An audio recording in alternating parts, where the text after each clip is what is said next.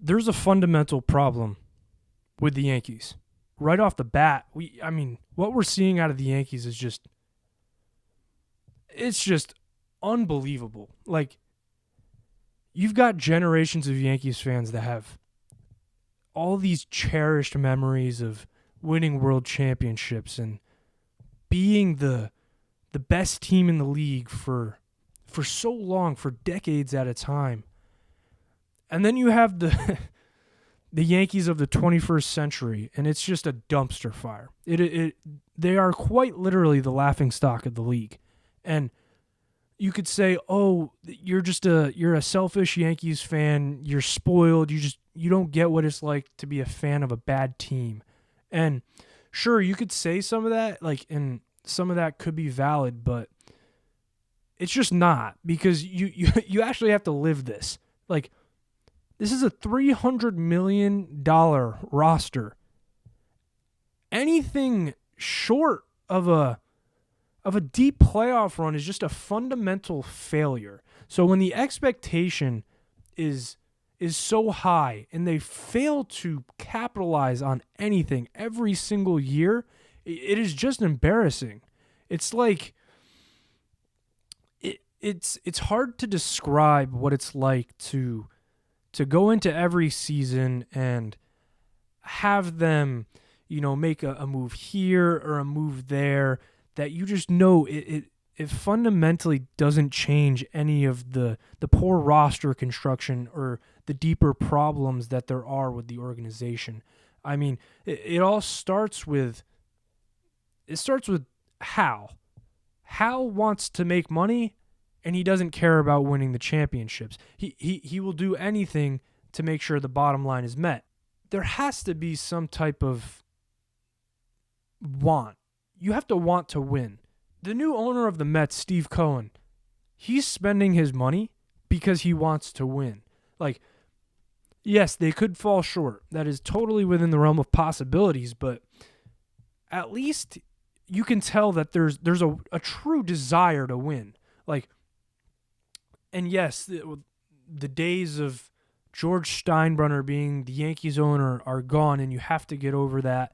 And I understand that, and I'm too young to really know any of the stories in real time of George and what it was like to be a Yankees fan in the George era. But this is the type of thing and that makes franchises fall into this abyss of mediocrity, is when people hold positions too long that don't have to answer to anybody and don't have to actually do anything to keep their job. It just creates complacency and it creates mediocrity. And that's exactly what the situation is with Brian Cashman, because he's a made man in the organization and he will never lose his job. So that also means there's no pressure on him to make it work. He doesn't sign bats anymore, but we also can't produce bats. He signs pitching, but we tinker with pitching to make them not throw harder and throw more spin, and then we just put the ball in play, and then we don't teach defense, so when the ball's put in play, bad things happen.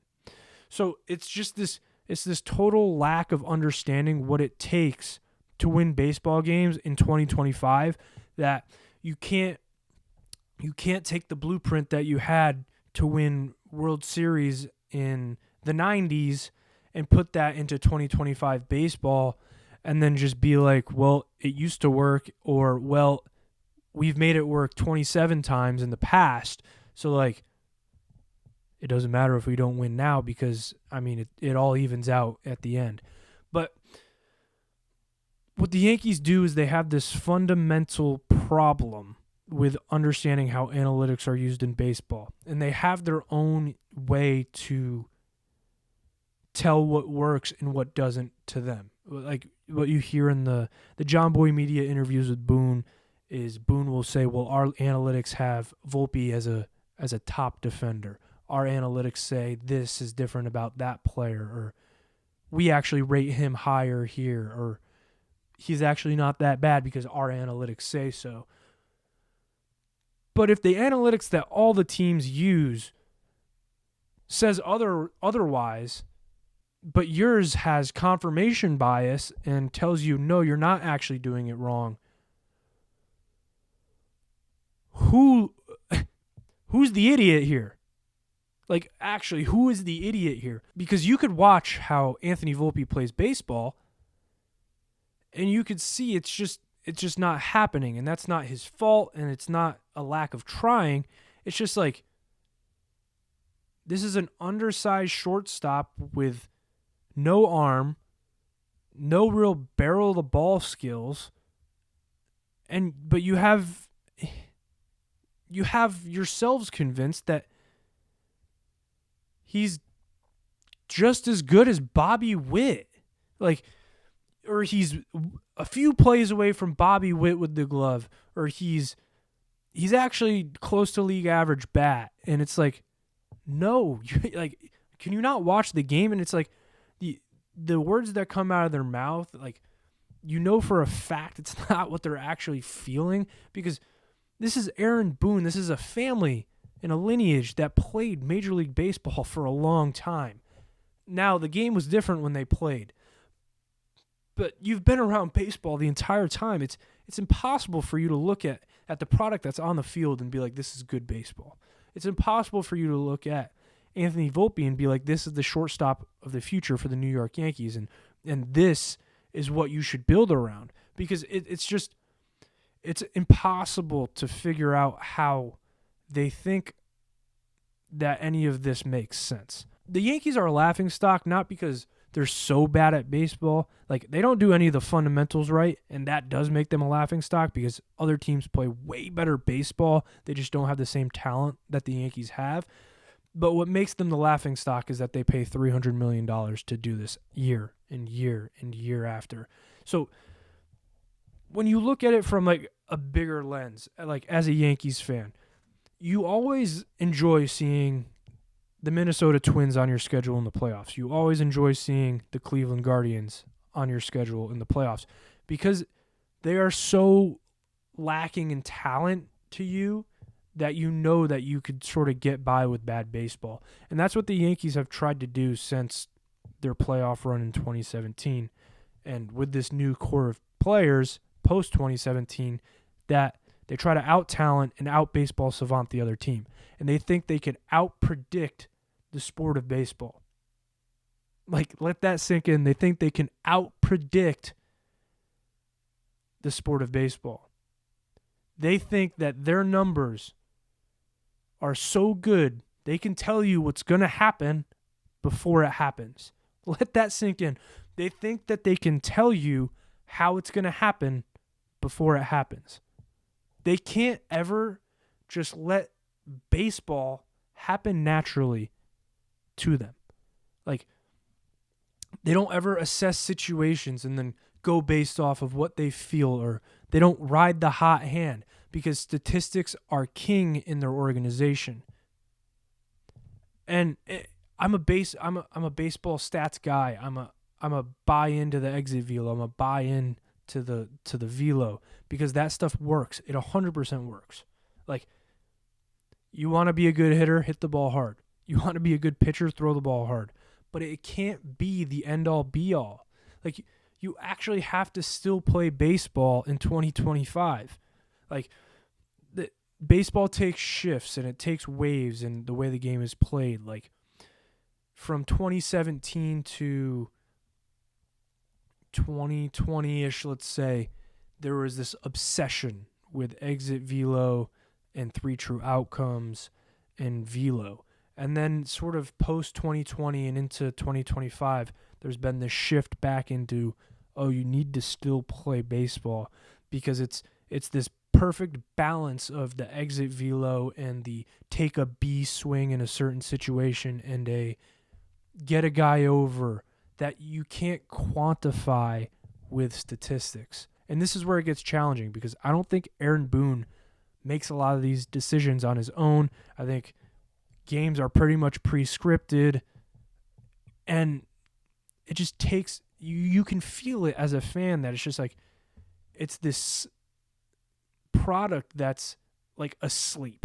It's not even fun. Like, all these teams have these things that they can rally around, whether it's a core of guys that truly gets along, whether it's a manager that expects a lot out of people but and gives tough love, and you could really rally behind that when the expectations are high, when things are perfect, but you still expect more. That's something that teams rally behind. And like, it's hard to explain what that feeling is like in a dugout, but like, going from good teams and bad teams in my own life, it's like the best teams expect more even when it's perfect. And the Yankees don't even expect more when it's bad. They just fall. You could fall back on, well, the analytics said it shouldn't have been that outcome, or the analytics said, oh, that's an outlier, or the analytics said you got unlucky there. And it's just like, that could be the case, but how many times can that be the case until you fundamentally have lost the plot of how to play the game? Like, it's crazy. Like, it's to the point where you can't even play a guy in the outfield because you're just too afraid of him combusting. Like, Giancarlo Stanton has been an unreal playoff performer, and he's been terrible pretty much every regular season, this one being an exception, but he's been a logjam at DH. He can't run the bases. Like, the simplest things that all the other baseball teams require you to do, like, he can't do. And we've made all these exceptions, and it's like, I always make the exception. Well, he hits in the playoffs, and we don't have guys that do that. And then it's just like, you have to take a step back and be like, what is going on? Because you don't see a Giancarlo Stanton on a different team. You don't see a guy like Anthony Volpe come up for another team and just stay at shortstop. Other guys get sent down. I mean, what is the harm in sending a guy back down to work on his game? But the Yankees can't even do that because they don't work on the game. The only thing that you do in their minor league system is work on your exit velocity and work on your throwing output or spin. That's it. They don't teach you how to play the game. And you could watch it with a prospect that I love and I want him to be good so bad. Jason Dominguez is the most lost outfielder I think I've ever seen play Major League Baseball. And when I say that, you have to understand he's not slow. He's not this big guy who's slow and just doesn't know his left foot from his right. This is a top guy in MLB sprint speed. He is fast. He can fly. He can't figure out how to catch a ball. Like, he can't track the ball. He doesn't know how to catch a fly out efficiently. Like, that's an issue. I mean, this is a 22-year-old baseball player who's already a DH. I mean, it's just like, it's almost too late to reteach him how to play the game. Like, and these are the cornerstones that you're going to build around because you don't sign bats anymore. I mean, you've passed up on signing all the big bats that have been free agents in the past, feels like 10 years. Like, because you think you could just develop exit velocity and eventually it's going to work. But the only bat you've had have success is Aaron Judge, and he's got his own hitting coach. And as a pitcher, I don't hit, but HLP, high-level pattern, and teacher man, Rich, if I'm a hitter, that's exactly what I'd be doing, but they don't allow him and what Judge is doing to be taught in their organization. It's just, we're going to hit the ball hard. Doesn't matter if you play baseball, because if you hit the ball hard, good things are going to happen.